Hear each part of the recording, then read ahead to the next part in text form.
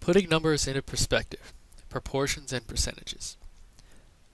Mathematics has played a crucial role in art history. The deepest connections come in three particular aspects of the visual arts: perspective, symmetry, and proportion. Ancient Greek scholars were asked the following question: how can a line segment be divided into two pieces that have the most appeal and balance? The Greeks claimed that the most visually pleasing division had the following property: the ratio of the length of the long piece to the length of the short piece is the same as the ratio of the length of the entire line segment to the length of the long piece. This ratio, commonly called the golden ratio or the golden mean, was used widely by many artists, sculptors, and builders in ancient times and in modern society. Consider the pentagram, which is a five-pointed star inscribed within a circle, producing a pentagon as its center. The pentagram was the seal of the mystical Pythagorean brotherhood. The golden ratio occurs in at least 10 different ways in the pentagram.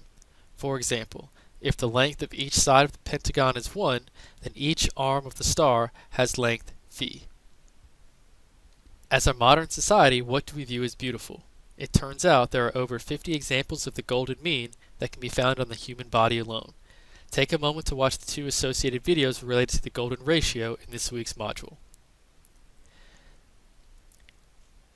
Now let's take a look at how we're going to incorporate proportions into this course. A proportion is an equation that states two ratios are equal. To solve or to check to see if we have a proportion, cross multiply.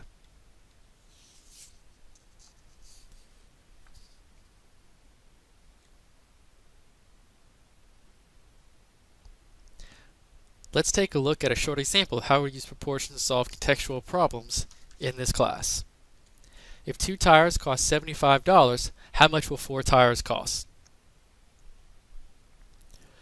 When we use proportions, it is important that each ratio be set up in the exact same manner. In this example, the first ratio we see is that 2 tires cost $75. It is imperative that the corresponding ratio on the right-hand side also feature the quantity of tires in the numerator and the cost in the denominator. Since we do not know how much 4 tires will cost, we cross multiply to set up a simple one-step equation in order to solve this.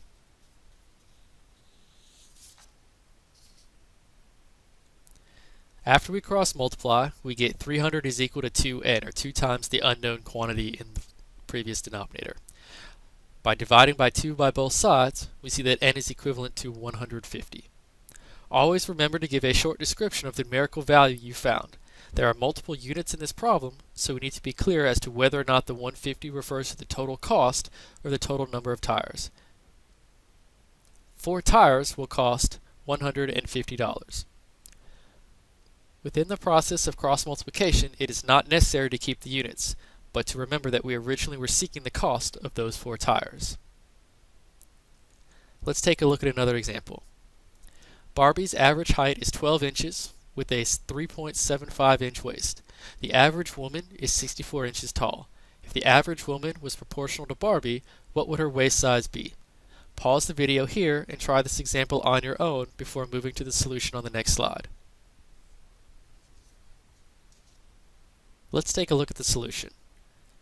Barbie's ratios will be on the left-hand side, the woman's ratios will be on the right-hand side. We know that Barbie's height is 12 inches and Barbie's waist is 3.75 inches. We know the woman's height is 64 inches. What we don't know is the woman's waist if Barbie was proportional to the average woman. In order to solve this, we are going to cross multiply. When we cross multiply, we see that 240 is equal to 12n. To solve this one-step equation, divide both sides through by 12. We see that 20 is equal to n. Again, remember what that 20 represented? It was specifically referring to the unknown quantity in inches of the woman's waist. If the average woman was proportional to Barbie, she would have a 20-inch waist. In mathematics, a percentage is a number or ratio expressed as a fraction of 100. It is denoted using the percent symbol. There are many ways to solve application problems involving percentages. However, I find it best to always use the proportion method we outlined in previous slides.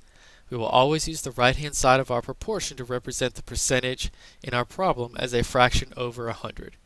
We use the same method of cross multiplication to solve these types of problems.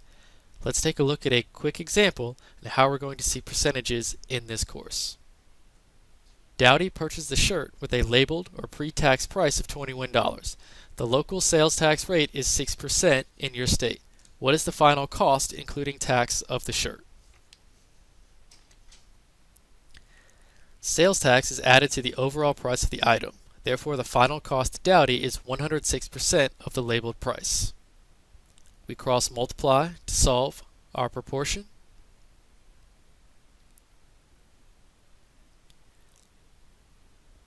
After we cross multiply, we see that 2,226 is equal to 100m. To solve this simple one-step equation, divide through both sides by 100. We see that n is equal to 22.26. Looking back at our proportion, what does that n indicate, or did it represent? It represented the total price of our shirt. So again, we always want to make sure that we have a unit attached to our numbers. We would claim that the final price of the shirt was $22.26.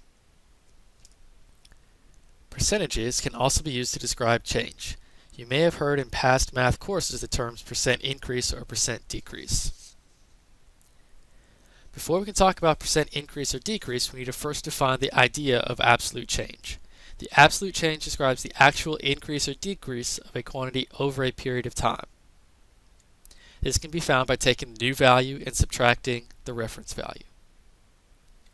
The relative change is a fraction or percentage that describes the size of the absolute change in relation to the original or reference value. This is also referred to as percent increase or decrease. Take the new value minus the reference value, divide it by the reference value, and multiply by 100 to get the relative change, or the percent increase or decrease. Let's walk through an example together and identify the absolute change and relative change. The population of a town was 10,000 in the 1980 census and 15,000 in the 2010 census. To find the absolute change, we take the new value, 15,000 in the most recent census, and subtract the reference value, 10,000 in the previous census, to get an increase of 5,000 in the town's population. The relative change, again, follow the formula, the new value, 15,000 minus the reference value of 10,000, once again that 5,000, divided by the reference value of 10,000 multiplied by 100 would give me a positive 50%. We read that as an increase of 50% in the town's population. Juan bought a computer 3 years ago for $1,000. Today it is worth only $300. Describe the absolute and relative change in the computer's value. Pause the video here and try to answer the question before moving to the solution on the next slide.